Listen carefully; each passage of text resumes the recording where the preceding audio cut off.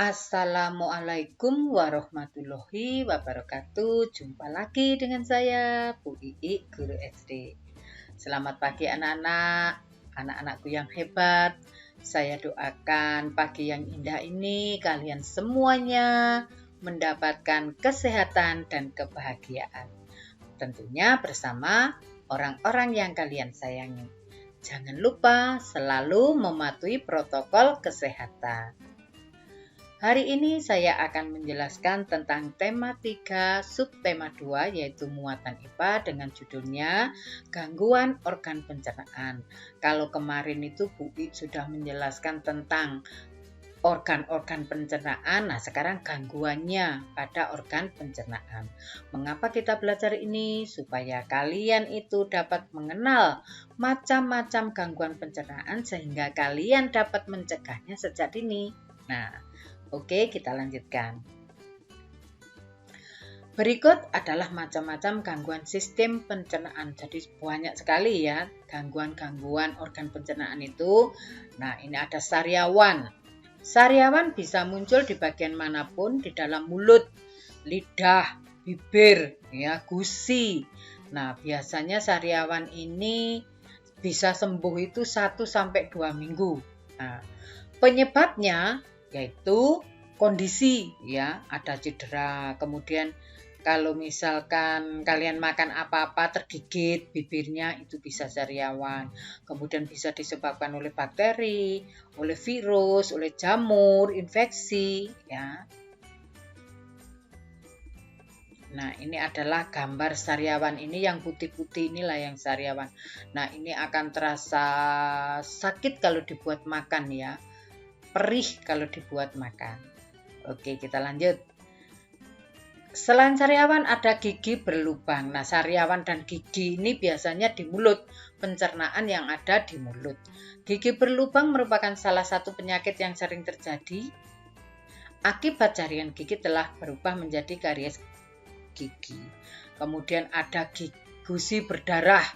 Nah, gusinya berdarah, ya. Karena biasanya itu banyak kotoran di sana. Kemudian ada kanker mulut. Nah, kanker mulut juga seperti itu karena kurang menjaga kebersihan mulut, akhirnya terjadi kanker mulut. Nah, ini gambarnya gigi berlubang. Ini lubangnya. Ini akan terasa sakit kalau giginya ini sedang sakit, ya. Kemudian gusi berdarah. Takut ya, seperti Dracula habis makan darah ini. Ini gusinya berdarah. Kemudian ada kanker mulut, ini mulutnya yang rusak. Nah, oleh karena itu kita semua harus selalu menjaga kebersihan baik gigi, mulut, nah, supaya bersih. Nah, kemudian ada lagi yang namanya diare. Diare ini adalah gangguan sistem pencernaan yang paling umum, yaitu biasanya orang-orang desa kalau menyebut itu mencret. Nah, ya. Nah, diare ini seringkali buang air besar itu ke kamar mandi sehari bisa 4 kali, ya. Nah, gejalanya itu fesesnya berair, sakit perut, ya, frekuensi buang air besar meningkat. Nah, biasanya ini cegahnya dengan menggunakan oralit atau banyak minum air putih. Cara pencegahannya, jangan sampai makan makanan yang berserat tinggi yang memudahkan buang air besar, dan kemudian makan pedas itu juga dilarang. Ini diare. Tidak saya kasih gambar ya, nanti kalian jijik melihatnya. Kita lanjut. Nah, setelah diare ada konstipasi atau sembelit. Nah, sembelit ini kebalikan dari diare. Kalau diare tadi buang air kecil sehari bisa 4 kali, kalau sembelit ini seminggu paling buang air besar itu 1 kali atau 2 kali. Nah, sembelit ini kekurangan cairan, ya, kekurangan makanan yang berserat tinggi. Nah, biasanya kalau orang sudah sembelit ini makan makanan yang berserat tinggi dan minum yang banyak itu akan bisa meredakan. Kita lanjut. Wasir. Wasir adalah kondisi di mana terdapat pembengkakan pada pembuluh darah di anus atau rektum. Nah, anus saya sudah pernah menjelaskan bahwa anus itu adalah tempatnya tinja ya, keluarnya tinja. Nah, di lipatan-lipatan anus itu jika membengkak itu berubah namanya wasir ya. Wasir itu ada dua macam, ada eksternal dan ada internal. Kalau eksternal itu biasanya ditandai dengan rasa nyeri ya. Ini nyeri, anus bengkak, berdarah. Kalau internal biasanya tidak dirasakan, tapi di saat buang air besar itu akan keluar darah. Nah, pencegahannya makan makanan yang berserat tinggi, dan kalau sudah wasirnya itu sudah bengkaknya sudah terasa sakit, harus berendam di air panas. Nah, kemudian esofagitis. Nah, ini adalah peradangan pada esofagus atau kerongkongan. Nah, ini gambarnya seperti ini. Nah, ini kalau seperti ini kan kalian bisa merasakan sendiri ya, kalau kerongkongannya berwarna merah mungkin ini akan sulit dibuat menelan, akan terasa sakit, terasa panas. Nah, itu esofagitis ya, kerongkongan.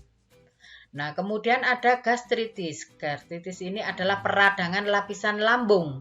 Penyakit ini disebabkan oleh infeksi bakteri, namun dapat juga disebabkan oleh penggunaan penghilang rasa sakit jangka panjang atau penggunaan alkohol. Gejalanya yaitu mual, muntah, ya, perasaannya selalu kenyang, bungah, ya. Penanganannya yaitu menggunakan obat-obatan atau menghindari makanan yang mengiritasi pencernaan, menghindari alkohol. Nah, ini gastritis ya, ini lambungnya. Ini peradangan pada lambung. Oke, lanjut. Tukak lambung adalah kondisi di mana terdapat luka yang menyakitkan pada lambung. Nah, tukak lambung ini adalah jenis penyakit MAH ya. Nah, di mana tukak lambung ini adalah luka yang ada pada lambung. Ini gejala umumnya tukak lambung meliputi nyeri di perut, ya, mual, muntah, kembung. Nah, ini gambarnya tukak lambung ini ya. Sudah ada borok atau luka di dalam lambung. Kita lanjutkan. Tukak duodenum. Nah, tadi kan tukak lambung itu di lambung. Kalau duodenum itu ada di usus 12 jari. Kemudian ada kolitis ulceratif. Kemudian ada radang usus buntu. Nah, ini gambarnya tukak duodenum. Nah, di sini, nah ini ya yang tukak duodenum. Nah, saya sudah pernah menjelaskan bahwa di usus halus itu ada usus halus itu ada usus 12 jari, ada usus kosong dan usus penyerapan.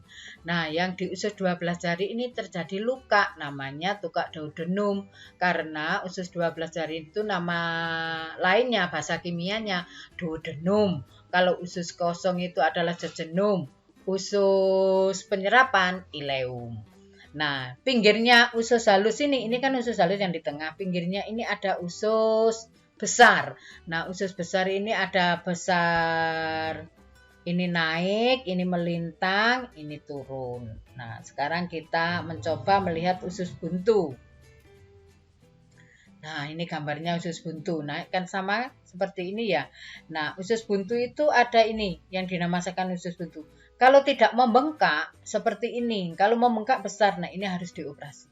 Ini usus buntu. Ya, jadi kemarin itu sudah saya jelaskan ya bahwa usus besar ya tempat terjadinya pembusukan makanan ya.